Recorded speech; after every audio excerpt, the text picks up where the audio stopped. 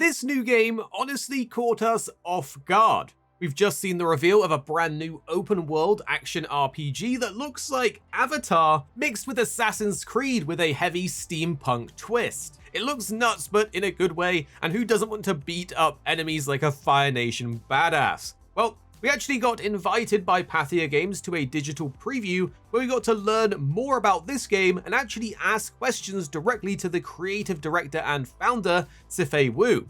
And after seeing the gameplay and hearing the vision behind it, I do think this is one people might want to have on their radar.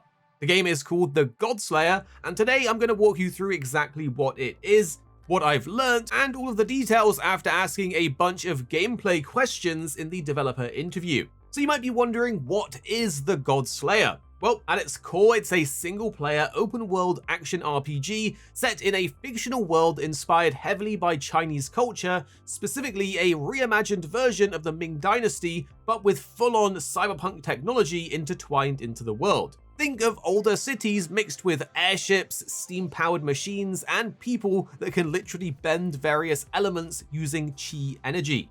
A long time ago in this world, godlike beings known as the Celestials created humanity and everything living. Their entire system was built around one idea though, that the humans would live their lives cultivating chi. Then that energy would return to the Celestials when they died, and that chi is what fuels the Celestials' power and their immortality. But in the world, eventually humans figured out a way to use that chi themselves. They learned how to manifest it into raw elemental powers like fire, water, earth, metal, and wood. These people became known as Elementers, and well, the gods did not like that. To make an example out of humanity, the Celestials completely wiped out the most powerful kingdom in the land in a single night. The king was killed, most of the Elementers were hunted down, and the event became known as the Godfall.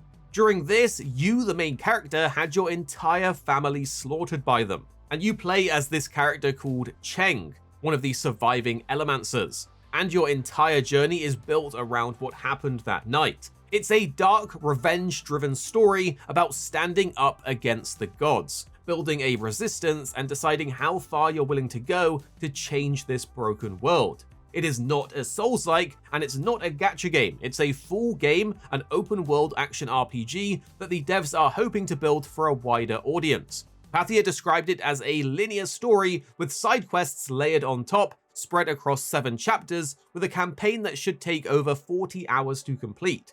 It's currently planned for PlayStation 5, Xbox Series, and PC, but there's no release date yet. The combat, however, is where this game really stands out to me. It's built around martial arts-inspired movement mixed with full elemental combat.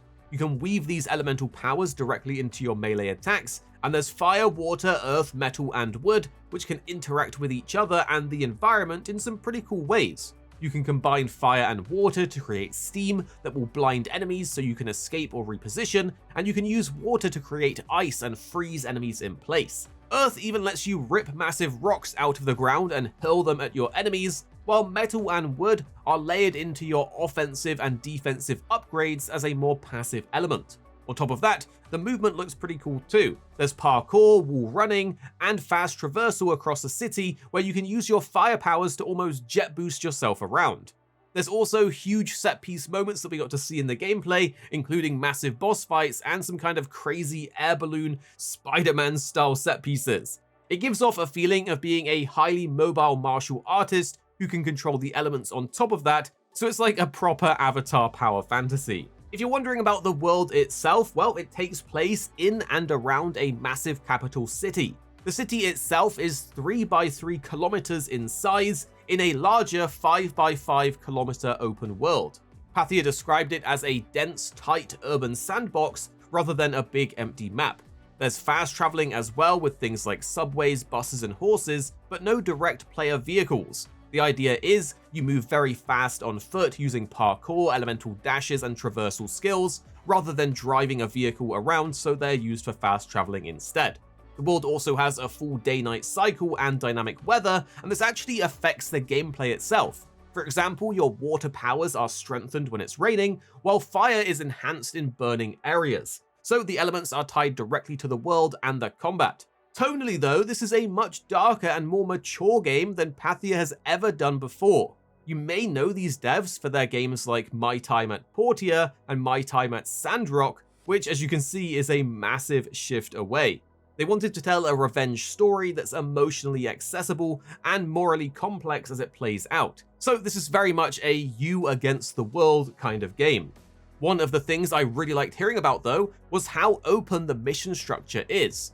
Even though the main story is linear across its chapters, you can choose how to tackle individual missions and it's completely up to you. So you could just head in and fight everything, or you could sneak around, create distractions using your elemental powers, or even bribe characters to do things like poison the guards to clear the path for you. Plus you have the mask system. Wearing the mask is a signal that you're an Elemancer and the guards will be hostile towards you, but you can always not wear it to get free access to different areas, gather information and talk to NPCs to decide how you want to approach the objective. This also extends to the side quests as well, as they said there are multiple outcomes for some of them depending on how you resolve them, with up to 2 or 3 different possible results in some cases. I also asked about some details on how the progression is handled. And well, much of it is linked to the chapter structure and defeating Celestials. Each chapter ends with taking down a boss, a Celestial, or a high-ranking servant, which then pushes the story forwards in meaningful ways. You earn points by defeating enemies, and these points are then used to upgrade your elemental powers. Wood is a passive element that boosts things like your health and defense. Fire and wood will be available early on, while the other elements are unlocked as you progress through the story. They said you can either specialize, leaning heavily into one element, or spread your upgrades across the different ones for a more balanced build. And because not every skill can fit into your control scheme at once, you end up making your own personal playstyle rather than using everything at the same time. I did ask about the combat as well, so I've got a pretty good idea of what we can roughly expect. And the combat is inspired heavily by martial arts movies. Zifei Wu specifically mentioned inspirations like Jackie Chan and Jet Li, alongside other media like Avatar, Sifu, Batman Arkham, and Spider-Man for the enemy's movement and flow. Your normal attacks will always be available and don't cost anything, and your skills are tied to a gauge that you build up in combat. Skills will consume different amounts of your gauge depending on the skill itself and their strength, marked with different stars, 2, 3, or 4, and so on. There's also an internal chi system. If you upgrade your chi enough, you can perform multi-elemental attacks at the same time in one skill. So for example, you could use one skill that combines fire and water to instantly generate steam. Elemental attacks are also enhanced based on the environment as we said, so water attacks will be stronger if you're near something like a river, while fire is much stronger if the whole area is burning around you. Meanwhile, for your combat defensive options, you have blocks, parries, counters, and dashes, and it's meant to be rhythm-based, so the idea is you flow between enemies smoothly.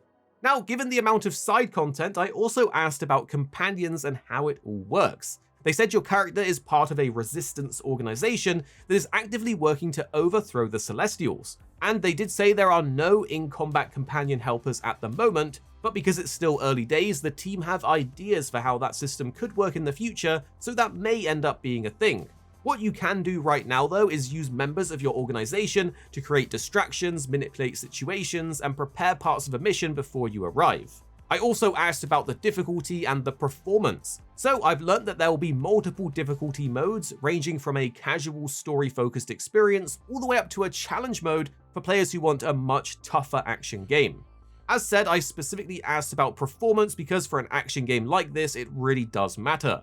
And Zifei Wu said very clearly that the team is targeting good frame rates. He even said they're willing to sacrifice art and visual fidelity in order to hit good performance goals. And to be honest, this is exactly what I want to hear for an action-focused game. It's gotta have that smooth, ideally 60+ FPS. I also asked about a New Game Plus or how post-game will work, but they said it's still in pre-alpha, so they can't comment yet. Furthermore, I always like to make myself in any games where possible. I love a good character creator.